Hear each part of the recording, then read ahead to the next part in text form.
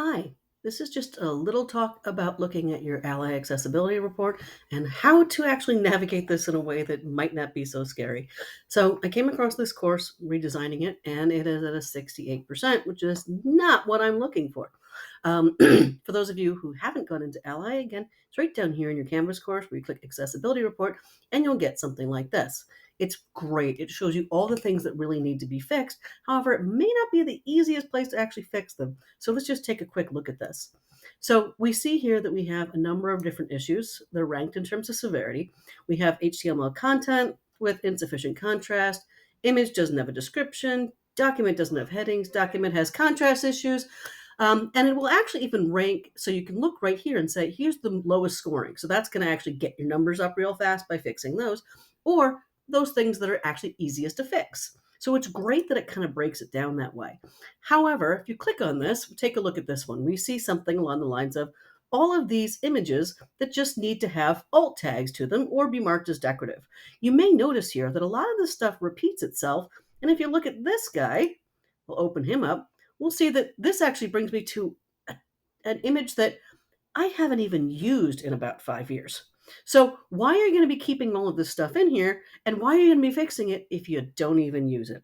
That's why I'm going to recommend the first thing you do when you start looking at these is get out of Ally for a few minutes and go straight into your course, because that's where you're going to be able to delete the stuff that you're not using anymore. In this case, this is a very old course. There's a lot of old stuff in here.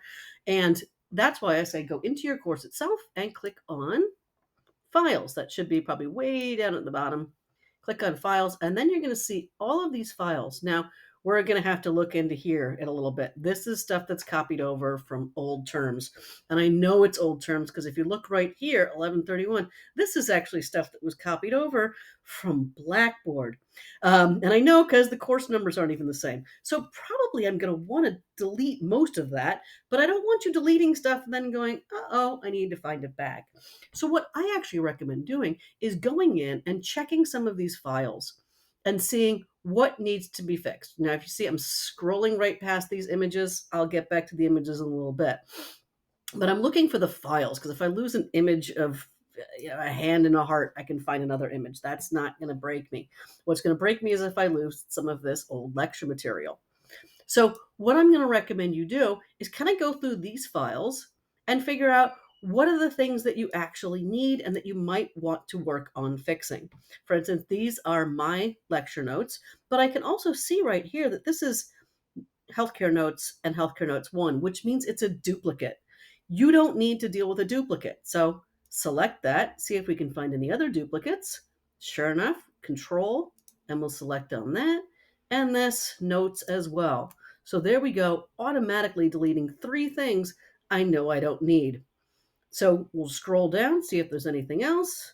And we see these different paper parts. That looks like something I'm going to want to fix. And some of these documents I actually want to take a look at. So we'll leave those there for right now, but we've got those other ones selected. Scroll up here. This is where you don't see. Once they're selected, click on delete, and you can delete all 3 items at once. Now, I did kind of clean this up already, so you didn't see the fact that I already deleted like 40 files and have made this so much better. So that's going to start deleting some of that content. My other recommendation is at that point, go and look at those files that you want to keep. So what we've got here is, again, these different lecture notes. What I'm going to do, and I'll do this in a different video, is I'm going to get these ones fixed so that I can see that they're the good ones. And this is where I say, mark things well. So I see that this one, for instance, has an accessibility score that's perfect. So that's a file that I'm going to want to keep. But this one, for instance, chapter 1 notes, or if we look down here for these paper part 1, 2, and 3, I'm ranking it about 50% accessibility. Now, these are going to be easy to fix, and I'll show you how to do it. But we want to make sure that we fix these ones first so that we know that they're done. Once we fix them, then we can start looking in some of these older files. For instance, this back from way back years and years ago. It's going to show it's an imported thing that has just 2 files in it. Now, once I've updated my other files and I know they're good, I can go in here and delete this whole folder. Once we start getting rid of some of these old folders, you're going to start seeing your accessibility numbers go through the roof. So this is what I really recommend: is take some time to basically clean up your junk. And this is going to help you make that accessibility report something that is really easy to actually go through. And I hope this really helps as a way to kind of clean up that junk. Thank you.